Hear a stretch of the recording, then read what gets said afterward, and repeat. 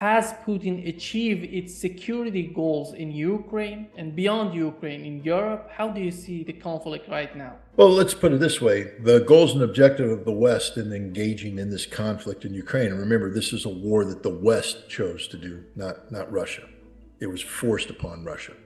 The goal of this entire endeavor since 2014, one could say since 2008, with the expansion of NATO to include Ukraine, was to undermine the rule of Russian President Vladimir Putin and to eventually remove him from power.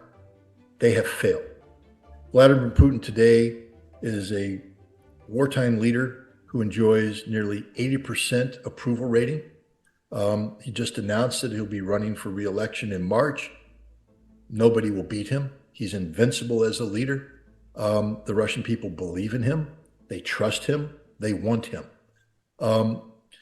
And so, you know, the idea of a weakened Vladimir Putin somehow looking for the West to throw him a bone in terms of bringing it into this conflict is absurd. Russia has won this war. I mean, there's still some fighting left to do. I always point out to people that the Allies went across the beach at Normandy in June of 1944, and then drove through, captured Paris, and we got to the border with Germany. We knew what the future held. Germany was strategically defeated. They had one last gasp with the Battle of the Bulge, the Ardennes offensive. That failed, and that failure ate up all of Germany's reserves. They had nothing left, and we knew that in January of 1945. We crossed the Rhine River. We drove into the Ruhr Valley. We were entering into Germany. It was all over. By April 1st, there was no debate how this war was going to end. The bloodiest month for the United States against Nazi Germany in World War II was April 1945. It was bloodier than D-Day. It was bloodier than the Battle of the Bulge. The last month of Nazi Germany's existence was the bloodiest month for American forces because the Germans were fighting for their survival, for their, you know, the Nazis were, it was literally a death struggle. Russia has won this war. There's no way that this can be made otherwise. There's nothing the collective West can do in terms of providing Ukraine with money or material that can change this outcome. Russia has won. That doesn't mean that the fight is over. There's still plenty of fighting left.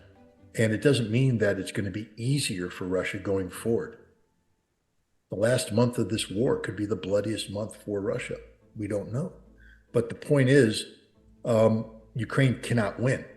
They cannot win. It's over for Ukraine. And Russia knows this. And more importantly, I think Ukraine knows this and the West knows it. Right now, the West is in the position not of trying to viably help Ukraine, but to posture so that it's seen that they're trying to do everything they can for Ukraine while letting Ukraine die. We're in a phase of this, the political phase of this conflict, where the United States and NATO and Europe are trying to shift blame for the failure of their Russian policy onto the shoulders of Ukraine. And this just, again, proves a point I've always made, that the West has never cared about Ukraine, ever, not once. We never wanted them to win. We never expected them to win. All we wanted them to do is do harm to Russia, significant military harm to Russia, which when you added that to the economic collapse of Russia because of Western sanctions, could lead to a Moscow Maidan moment where Russians threw Vladimir Putin out of power. That's always been the objective. It was never about a Ukrainian victory, ever. We don't care about Ukraine. What part of 500,000 dead doesn't anybody understand? What part of 10 to 20 million displaced? $1 trillion in infrastructure. What part of that implies that we care about Ukraine? Because no friend would ever allow that to happen to their friend. Ukraine is not our friend. Ukraine is a tool that we have been using to bring harm to Russia. That tool has been worn out. It's become ineffective, and it's now time for us to dispose of this tool. We are disposing of Ukraine. That's what we're in the process of doing. It's disgusting. Look, I've never taken Ukraine's side in this conflict, and I never will. But I just have to say, as an American, it's embarrassing as hell to watch what my government is doing. I mean, I've never been supportive of their policy, but my God, as an American, when your government says they're going to do something, you'd like to believe that the government has the gravitas to complete what it set out to do. But it appears that America stands for nothing, especially when we talk about, with Ukraine. We'll be with you till the end. Well, apparently we will, but we're digging the grave and we're going to bury the body. That's not friendship. And I hope the Ukrainian people are finally realizing this and recognizing the need to bring an end to this war, because we're not going to save them. The cavalry will not come riding over the hill. Ukraine is going down. There is nobody to rescue them. There is nobody to save them except the Russians. And it's time they turn their fate and their future over to Russia by bringing it into this conflict on terms acceptable to Russia. And if one takes a look at the terms that Russia was putting forward back in 2022, they were extraordinarily fair. And I would imagine that Russia will have fair terms now too. I mean, they're not going to give up the territories that they've absorbed. That won't happen. But if Ukraine acts promptly to bring it into this conflict, Ukraine may not lose other territories. I don't know if it's too late for Odessa. When you turn Odessa into a platform to attack Crimea, to threaten the Black Sea Fleet, as Ukraine has done, I think Russia is well within its rights to say that Odessa and the Black Sea coast can never again be trusted to a sovereign Ukraine, that Russia's national security dictates that it controls that coastline, that city. Again, only Russia gets to make that decision, but I think that Russia may have decided that one of the terms for ending this war is that Ukraine loses sovereignty over Odessa and the Black Sea, and that this may become part of Novaya Russia. But again, only Russia can make that case. But whether or not they lose Kharkov, whether or not they lose Dnipropetrovsk, there might be a chance for Ukraine to retain, territory. But they have to stop this war now, and I don't know if they're ready to do that yet. One other area of tremendous impact is the electronic warfare. Is Russia winning in this battle between the West, between NATO and Russia? Well, first of all, we have to recognize this is one of the more sensitive areas, very classified. The Russians don't like to talk about it too much, so you can't claim to have absolute knowledge. What we know is a couple things. One, that the Ukrainians have acknowledged that the Russians are dominating the electronic warfare aspects of this conflict. They are preventing the Ukrainians from communicating effectively. That's a major thing, jamming. But they're also, all the technology that we've given Ukraine, the HIMARS, the ATACMS, the JDAM satellite-guided bombs, the Storm Shadow and Scalp missiles from Germany and England, they're all being jammed very effectively by the Russians. The Ukrainians can't employ JDAM bombs anymore because the Russians just jam the signal and the bomb goes stupid. The majority of HIMARS are likewise jammed and made stupid by Russian electronic warfare. Even in the sphere of intelligence, surveillance, and reconnaissance, where NATO and the United States have been providing, very effective support to the Ukrainians. One of the reasons why the Ukrainians have achieved what they have on the battlefield is because of this intelligence support provided real time to Ukrainian units that can deliver artillery or deliver drones or deliver other supporting fires. But Russia, isn't sitting there just saying, okay, well, it is what it is. Strategically, I think there was a European satellite that was put up over Crimea. There's a lot of cloud cover in Crimea and indeed in eastern Ukraine. And conventional imaging satellites are not as effective because they can't see through clouds. Radar imaging can see through clouds, and the status of radar imaging today in terms of quality is such that it can discern items. I think that I'm not going to say what the number is, but there's a classified number of what the resolution is. Um, and it's pretty good. And so radar imaging has, certain effectiveness, and the United States is not prone to share its radar imaging technology with the West. I remember during the Gulf War, that product was not shareable with even our closest allies. Um, so I imagine that a similar block on trading that or sharing that intelligence exists. So Europe created its own imaging satellite, radar imaging satellite. And yet when they took an image of Crimea, entire swaths of Crimea were blacked out. I couldn't see through it. Remember, this is radar, it's not clouds.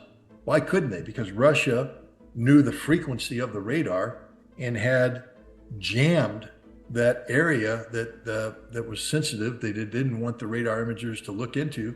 They had jammed that frequency and made it impossible to read that strip. On the battlefield, Russia deploys forward because of the Ukrainian drones. Russia deploys forward and puts up a literal umbrella of electronic warfare defenses that jam radar imaging, jam the signals of the drones, basically to create this protective umbrella, sort of a digital Iron Dome, so to speak, over these units. Russia does this better than anybody else. It's all based upon the innovations that have occurred since this war started. So yeah, Russia is dominating in the field of electronic warfare. And I think any American or NATO general would be shocked by how effective Russia is at this and how poorly NATO and American forces can operate in this environment. How do you see the experience that the Russian army has gained during this battle? Do we have any other army right now, any other country that has such experience? No, there is no army on the face of the earth that has this experience. The Ukrainian army, of course, has experience, but they're all dead. The people that are fighting today are people who get no training. They don't know how to use the equipment. So even though they're involved in the same battles, you can't compare the two. The Russians, their experiences, it cuts across the board. When they started, they were dealing with a primarily contract-based military of soldiers who had never seen combat. So a lot of mistakes were made early on. That's just natural. It is what it is. The Russians then mobilized 300,000 reservists. And here's the great victory of this, because the mobilization system was fundamentally broken in Russia. They were in for a rude shock when they sought to mobilize these guys. A lot of corruption they uncovered, a lot of inefficiencies, etc. Some regions performed well, others less well, some didn't perform at all.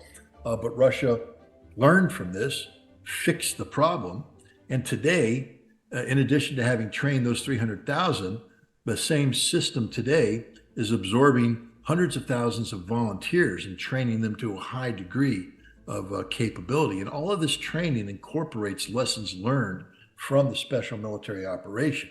And so the soldiers that are coming out of the training pipeline have a rough familiarity with what's expected of them in this new environment. It's not like they were trained in the old way, so they have to learn all the mistakes.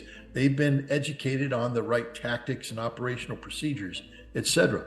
And there's hundreds of thousands of them who have real world combat experience. Remember, they're fighting against a Ukrainian army that is far more deadly than anything NATO has. Ukraine uses far more artillery than its NATO counterparts. Artillery is the number one killer on the battlefield. Russia knows how to survive in an artillery intensive environment. So if they ever are called upon to face NATO, Russia will understand what the potential threat is and how to deal with it. And NATO lacks the resources to survive in this. We don't have the ammunition. We don't have the tubes. We don't have enough. The Russian military today, a key aspect of any military is logistics, how to sustain itself. Russia today is sustaining hundreds of thousands of troops in a full-time combat posture, logistically, with the ammunition they need, with the food they need, with the fuel they need. Russia's perfected this logistical sustainment. The West can't do anything remotely near this. I don't know how we think if we ever had to fight a war on this scope and scale, we'd be able to logistically support it. We haven't exercised it for some time now. We lack the resources to make this work. It works in peacetime because you can plan and exercise well in advance and pre-stage equipment, and everything's scripted. There ain't no script in war. It's happening. The enemy gets a vote, and if you don't have it, you don't have it. And to get it to you when the enemy is interdicting you, so the West can't sustain this kind of fight logistically, which is the end of their maneuver force. Because if you don't have fuel, if you don't have ammunition, it's over. It's done. So Russia is by far the most combat experienced military in terms of relevant experience related to large-scale ground combat in Europe, in the world. And their troops are, veterans. They have experience that's relevant. The leadership is very sound. Every military in peacetime, and sadly, this speaks to the American military as well, even the Marine Corps.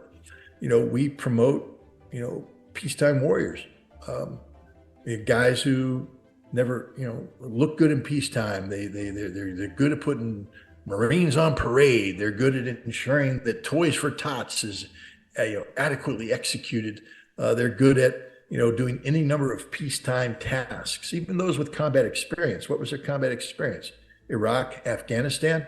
I mean, yeah, it was intense for the guys there, but it wasn't anything remotely related to what's going on in Europe today. So, we have a lot of leaders in the American military that if they were subjected to the kind of stresses and strain that large-scale ground combat presents, would fail.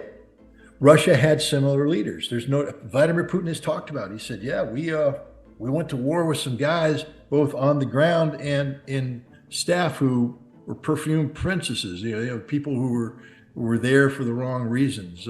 They weren't there to be warriors dedicated to waging war. And the system had to weed them out. Russia's been purged of inefficiencies. The officers they have survived the crucible of combat. These are very well, it's like comparing the U.S. Army of 1945 with the U.S. Army of 1942. Rick Atkinson wrote a wonderful trilogy, and you read An Army at Dawn, the first book about, the U.S. Army going into North Africa. And you compare the absolute inefficiency of that, and then you read Day of Battle about the final, the end game stage of that conflict in Europe. And you look at how professional, how efficient, how murderously efficient the U.S. military had become. And that took 3 years to do. The Russian military has gone through this.